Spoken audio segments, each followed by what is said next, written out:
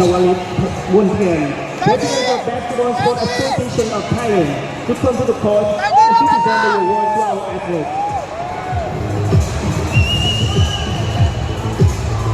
รองชนะเลิศอันดับ2เหรียญทองแดงเป็นของทีมชาติอินโดนีเซีย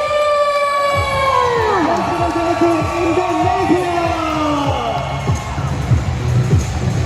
Nanantigan ang double applause Indonesia. Ay, gwapo din talaga sila, oh. Ayoko. Oo. Philippines tayo. Oh, angas. So, kanina di ka makaganyan, ha? Go, boy! I love you, boy! Boy, Arab! Nako. Magkakausan na yan!